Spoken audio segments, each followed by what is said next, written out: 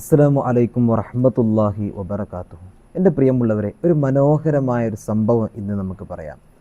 പല സ്ഥലങ്ങളിൽ ഇസ്ലാമിനെ തകർക്കാൻ വേണ്ടി പല രൂപത്തിലായിട്ട് പല രൂപങ്ങളിലായിട്ട് പല ആളുകളും ശ്രമിച്ചു കൊണ്ടിരിക്കുകയാണ്.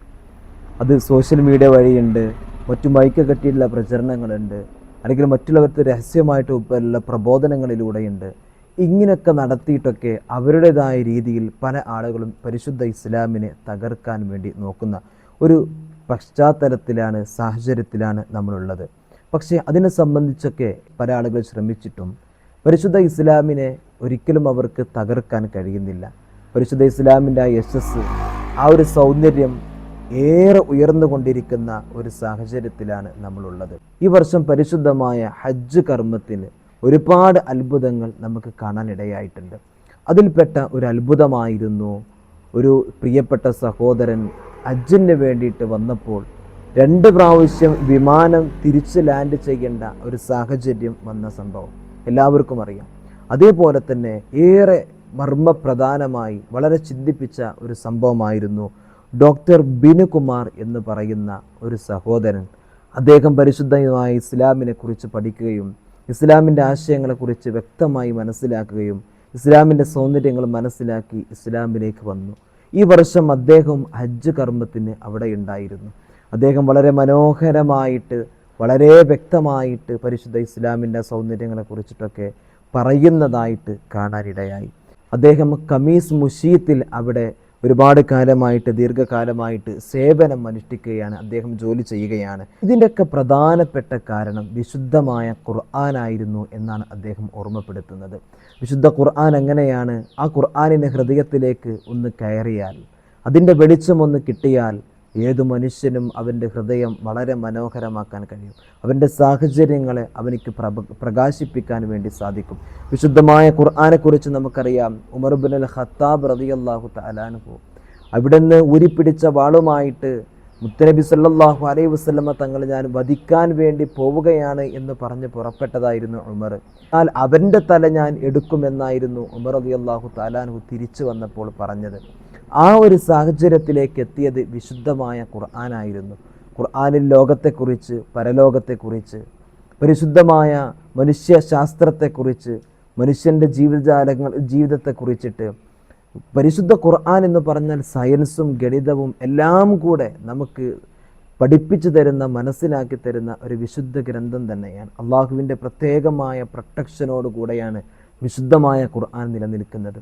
നമുക്കറിയാം 1400 വർഷങ്ങൾക്ക് മുമ്പ്, നൂറ്റാണ്ടുകൾക്കപ്പുറം വിശുദ്ധമായ ഖുർആൻ നമുക്ക് വലിയ സന്ദേശമായി കടന്നു വന്നു. അള്ളാഹു സുബ്ഹാനഹു വ തആല 4 ഗ്രന്ഥങ്ങൾ അള്ളാഹു തആല ഇറക്കി. അതിലെ വിശുദ്ധമായ ഖുർആൻ മാത്രമാണ് ഇന്നും നിലനിൽക്കുന്നത്. അത് തന്നെയാണ് ഖുർആനിൻ്റെ ഏറ്റവും വലിയ അത്ഭുതം. എത്ര നൂറ്റാണ്ടുകൾ കഴിഞ്ഞിട്ടും ആ വിശുദ്ധമായ ഖുർആനിന് ഒരു മാറ്റം കൊണ്ടുവരാൻ ആരെക്കൊണ്ട് സാധിച്ചിട്ടില്ല. മറ്റു കിതാബുകൾക്കൊക്കെ അവരുടേതായിട്ടുള്ള കാലഘട്ടത്തിനനുസരിച്ച് അവർ മാറ്റങ്ങൾ വരുത്തി, അല്ലേ? പുതിയ തലമുറകൾ വന്നപ്പോൾ അവരുടെ മനസ്സിനനുസരിച്ചുള്ളത് അവർ പല രൂപത്തിൽ മാറ്റങ്ങൾ വരുത്താൻ ശ്രമിച്ചു. പക്ഷേ വിശുദ്ധമായ ഖുർആൻ അങ്ങനെയല്ല. ഒരാൾക്കും തന്നെ ഒരു മാറ്റത്തിനും അവിടുന്ന് മാറ്റം വരുത്താൻ അവിടുന്ന് സാധിച്ചിട്ടില്ല എന്നതാണ് വിശുദ്ധ ഖുർആനിൻ്റെ ഏറ്റവും വലിയ അത്ഭുതം എന്ന് പറയുന്നത്. എന്നാൽ ആ വിശുദ്ധമായ ഖുർആനാണ് ആ പ്രിയപ്പെട്ട സഹോദരൻ്റെ ഹൃദയത്തിലേക്ക് ഏറ്റവും കൂടുതൽ അത്ഭുതത്തോടു കൂടി കയറിയത്, സന്തോഷപ്പെടുത്തിയത് എന്ന് ആ അദ്ദേഹം അവിടുന്ന് പങ്കുവെക്കുകയുണ്ടായി. എൻ്റെ പ്രിയമുള്ളവർ, വിശുദ്ധമായ ഇസ്ലാമിനെ പല രൂപത്തിൽ, പല ആശയത്തിൽ ഇന്ന് പല ആളുകളും ആക്രമിക്കുന്നവരുണ്ട്, അല്ലേ? വിശുദ്ധമായ ഖുർആനിനെ നോക്കൂ, വളരെയധികം വികൃതമായ രൂപത്തിൽ പരിചയപ്പെടുത്തി, മറ്റുള്ളവർക്ക് മുമ്പിൽ വളരെ മോശമായിട്ട് പരിചയപ്പെടുത്തി, അതിനായിട്ട് ചാനലുകൾ ഉണ്ടാക്കി, അതിനായിട്ട് പല രൂപങ്ങളിലായിട്ട് ഇസ്ലാമിനെ എങ്ങനെയൊക്കെ കരിവാരിത്തേക്കാം എന്ന് നോക്കുന്ന സാഹചര്യമാണുള്ളത്. പക്ഷേ അതൊന്നും ഏൽക്കുന്നില്ല, അതൊന്നും വേണ്ടതുപോലെ വർക്കൗട്ട് ആകുന്നില്ല എന്നതാണ് യാഥാർത്ഥ്യം. ഇന്നോ ഇന്നലെയോ തുടങ്ങിയതല്ല വിശുദ്ധമായ ഇസ്ലാമിനെ തകർക്കൽ. നൂറ്റാണ്ടുകൾക്ക് മുമ്പ് പരിശുദ്ധമായ ദീൻ പ്രവാചകർ സല്ലല്ലാഹു അലൈഹി വസല്ലമ തങ്ങളിലേക്ക് എത്തുന്നതിൻ്റെ മുമ്പ്, പ്രവാചകർ സല്ലല്ലാഹു അലൈഹി വസല്ലമ തങ്ങൾ ഭൂജാതനാകുന്നതിൻ്റെ മുമ്പ്, അല്ലേ, മറ്റു മുമ്പുള്ള പ്രവാചകന്മാരുടെ കാലഘട്ടത്തിൽ എത്ര എതിർത്തിട്ടുണ്ടല്ലോ. അന റബ്ബുക്കുമുൽ ആല, ഞാനാണ് പടച്ച റബ്ബ് എന്ന് പറഞ്ഞ് ഫിർഔൻ എത്രത്തോളം പരിശുദ്ധമായ ഇസ്ലാമിനെ അവഹേളിക്കാൻ നോക്കിയിട്ടുണ്ട്. ആ കാലഘട്ടത്തിൽ എത്രയോ ശത്രുക്കൾ, അവരൊക്കെ വലിയ വലിയ സമ്പന്നരും ആ നാട്ടിലെ രാജാക്കന്മാരും അത്രത്തോളം പവറുള്ള ആളുകളായിട്ടും അവർക്കൊന്നും പരിശുദ്ധമായ ഇസ്ലാമിനെ തകർക്കാൻ കഴിഞ്ഞിട്ടില്ല. പലതും അവർ മെനഞ്ഞല്ലോ. എന്നിട്ട് അവരെക്കായും ചെറുകിടക്കാരാണ് ഇന്ന് കാണുന്ന പല ആളുകളും. പിന്നെ എങ്ങനെ അവരൊക്കെ മെനഞ്ഞിട്ട് വിശുദ്ധ ഇസ്ലാമിനെ ആർക്കും തകർക്കാൻ കഴിയും? ഇസ്ലാമിൻ്റെ യശസ്, ആ സൗന്ദര്യം, ആ മനോഹാരിത, ഇസ്ലാമിനെ മനസ്സിലാക്കുന്ന രീതികൾ ഏറ്റവും കൂടുതൽ ഇങ്ങനെ ഉയർന്നുകൊണ്ടേയിരിക്കുകയാണ്. പല ആളുകളും ഇതിലേക്ക് വന്നുകൊണ്ടേയിരിക്കുകയാണ്. എത്രയോ ഇപ്പോൾ കഴിഞ്ഞ ദിവസം കണ്ടല്ലോ, അമേരിക്കയിൽ മരണക്കിടക്കയിൽ കിടന്ന് വൃദ്ധയായ ഒരു അമ്മ അല്ലേ പരിശുദ്ധ ഇസ്ലാമിലേക്ക് കടന്നു വന്ന ഒരു സംഭവമൊക്കെ നമ്മൾ കണ്ടു. കഴിഞ്ഞ ദിവസം കലിമ ചൊല്ലി പരിശുദ്ധ ഇസ്ലാമിലേക്ക് ആ ഹിദായത്ത് ലഭിച്ചു വരുന്ന, മൂക്കിലൊക്കെ ഓക്സിജനും മറ്റുമൊക്കെ വെച്ച് വലിയ പ്രയാസത്തിൽ ഹോസ്പിറ്റലിൽ കിടക്കയിൽ കടന്നിട്ടാണ് ഇസ്ലാമിൻ്റെ ആ സൗന്ദര്യം മനസ്സിലാക്കി വരുന്നത്. അപ്പോൾ അല്ലാഹു തആല ഹിദായത്ത് കൊടുക്കുമ്പോൾ അങ്ങനെയാണ്. ഏത് രൂപത്തിലും ഏത് സമയത്ത് വേണമെങ്കിലും അല്ലാഹു തആല ഹിദായത്ത് കൊടുക്കാം.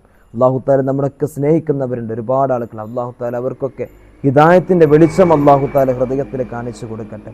എൻ്റെ പ്രിയമുള്ളവരപ്പോൾ നമ്മൾ പറഞ്ഞു വന്നത്, പരിശുദ്ധ ഇസ്ലാമിനെ അങ്ങനെ പല ആളുകളും തകർക്കാൻ നോക്കുകയാണ്. ഇപ്പോൾ കണ്ടോ, ഒരു AI-യുടെ ഒരു കാലഘട്ടമാണല്ലോ ഇപ്പോൾ. പല രൂപത്തിൽ വീഡിയോകളൊക്കെ ചിത്രീകരിച്ച് പരിശുദ്ധമായ കഅബാലയത്തിൻ്റെ തൊട്ട് മുമ്പിൽ അവിടെ പല രൂപങ്ങളിലായിട്ട് നൃത്തം വെക്കുന്ന രൂപം, ഒരു അങ്ങനെയൊക്കെ ഒരുപാട് വിവസ്ത്രയായ രൂപത്തിൽ ഔറത്തൊക്കെ വെളിവാക്കി പല രൂപങ്ങളിലായിട്ട് കഅബയുടെ ചുറ്റത്തും, അതുപോലെ തന്നെ പല ഇസ്ലാമിക കേന്ദ്രങ്ങളൊക്കെ അവഹേളിക്കുന്ന രൂപത്തിലൊക്കെ AI ചിത്രീകരണങ്ങളൊക്കെ ഇന്ന് നടന്നുകൊണ്ടിരിക്കുകയാണ്.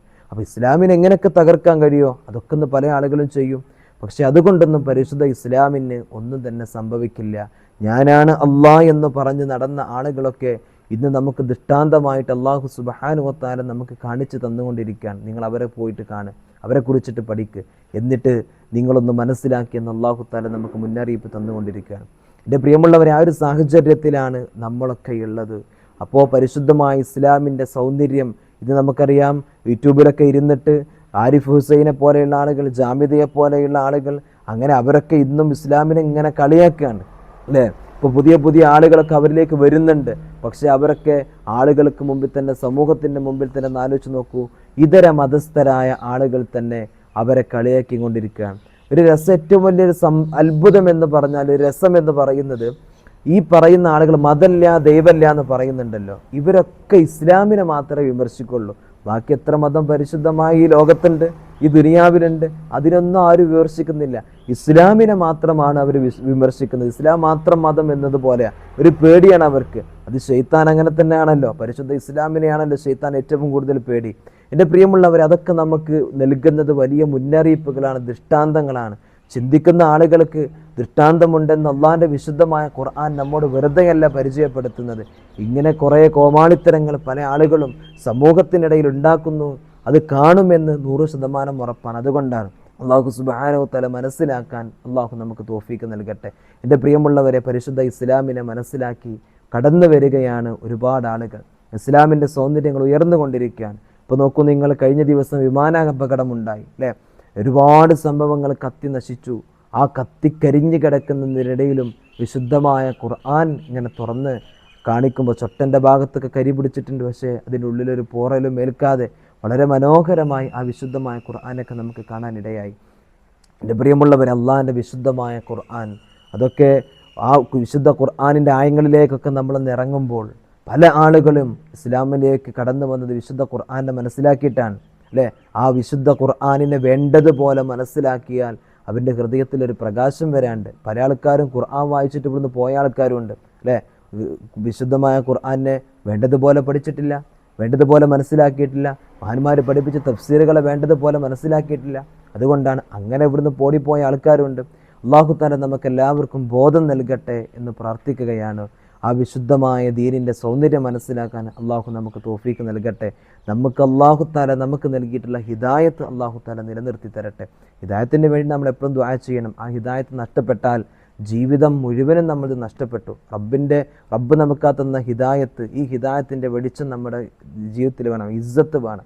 അതിനുവേണ്ടി റബ്ബിനോട് നമ്മൾ എപ്പോഴും ദുആ ചെയ്യണം. അല്ലാഹു നമുക്ക് നമ്മുടെ ഹിദായത്ത്, ദീനിൻ്റെ വെളിച്ചം കൽബിനകത്ത് അള്ളാഹു തആല നമുക്ക് നിറച്ചു തരട്ടെ, നിലനിർത്തി തരട്ടെ. അസ്സലാമു അലൈക്കും വറഹ്മത്തുള്ളാഹി വബറകാതുഹു.